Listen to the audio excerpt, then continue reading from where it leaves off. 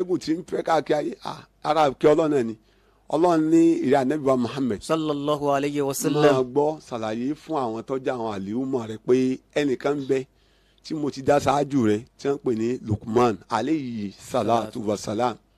gbogbo wa pátá jóbi inú ilé tí a ti ń gbọ́ mi yìí àbí inú rédíò wa àbí inú mọ́tò wa àbí inú ọ́fíìsì wa àbí ilé ìtajà wa jẹ́mọ́ ẹ̀ríkà náà kọ́ sí ànábì Luqman aleyhi salatu wa salam. ó ṣe dáadáa púpọ̀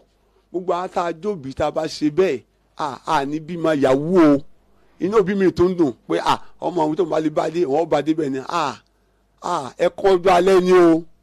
ẹ̀kọ́ ọjọ́ alẹ́ ni o wallahi làásì àwọn èèyàn ti di alágànná rẹpẹtẹ wallahi ìbò tó fọlọ́run bá búra fún yín ẹ jáde gbogbo ẹ̀yin tẹ̀sí bímọ obìnrin náà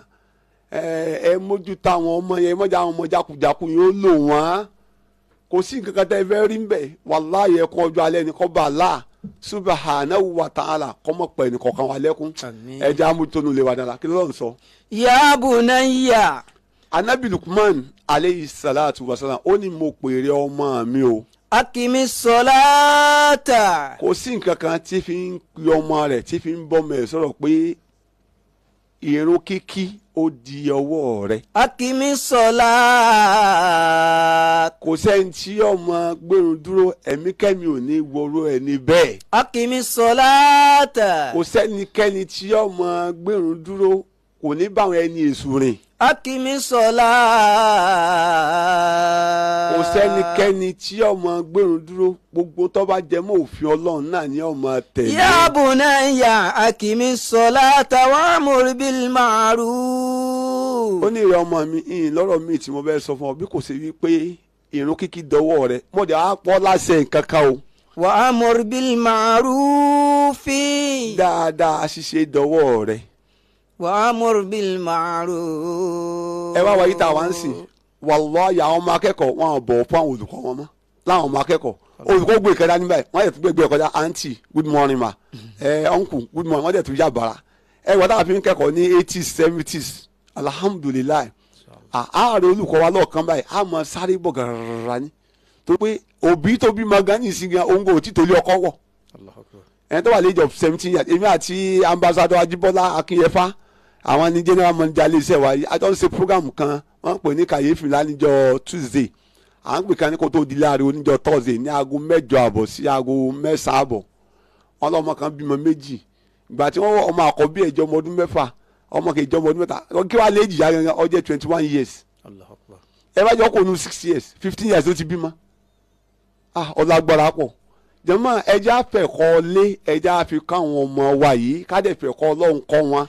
tí wọ́n ti ń fẹ̀kọ́ Ọlọ́run kọ́ wọn àtẹ̀kọ́ lé pẹ̀lú ògbódò nǹkan ó ṣe kí ni o yóò da láwùjọ tá a wà yìí nǹkan ti bàjẹ́ púpọ̀. wa'mur bil ma'rufi wa nahy 'anil munkar. Anabi Luqman wa sọ fún wọn pé ìrẹ ọmọ mi o ọmọ ṣe o jìnnà ṣiṣẹ́ bí o gbogbo tẹ́mi bá kọ̀ ká lu etí kọkùnrin ó lu etí ìgbọ́rí ọkùnrin kó lu etí ìbínú Ọlọ́run ni gbogbo ẹ̀yin tẹ́ lọ́mọ bẹ́ẹ̀ náà tí wọ́n lu etí rẹ̀ pé àwọn soge ní jama wàláhì ìrégbè ni wọ́n ń ṣe ìrégbè ni wọ́n ń ṣe gbogbo àtàbá ni wọ́n lẹ́gbẹ̀ẹ́ náà ẹ jẹ́ àṣẹ wáàsí fún wọn ẹ má bú wọn o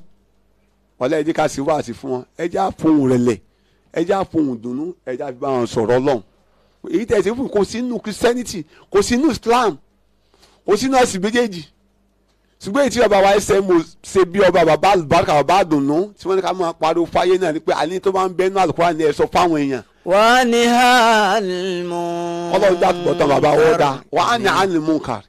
òun náà ni pé gbogbo tẹ́mi bá kọ̀ ó ní ọgbọ́dọ̀ sí kíni ọgbọ́dọ̀ sáwọn nǹkan yìí. wasbir 'ala ma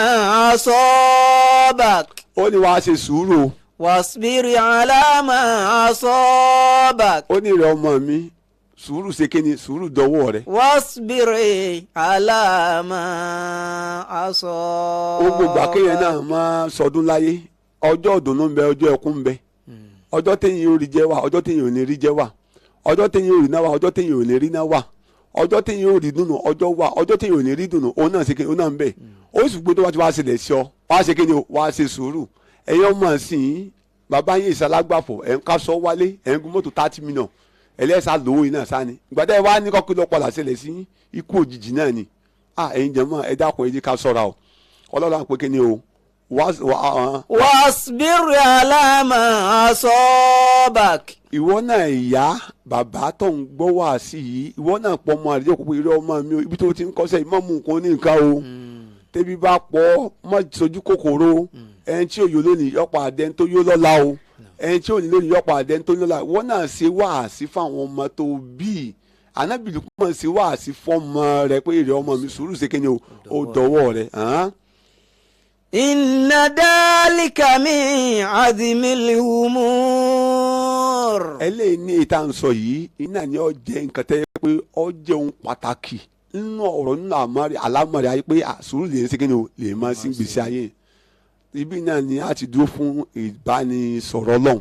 gẹ́gẹ́ bí àdéhùn wa náà ni pé àdúrà yìí tí a máa ń mú lọ lé a ó fi ilẹ̀ náà lónìí inshallah ṣùgbọ́n ká tó fi ilẹ̀ a ó fi àyè ilẹ̀ fún àwọn èèyàn láti pè wọlé ẹ̀yìn òfun tí ọba tó bá dàrú nínú ẹ̀sìn ẹ̀ lè béèrè pẹ̀lú ògùn tọ́lá Ọlọ́run dákun yóò kún wa lọ́wọ́ inshallah.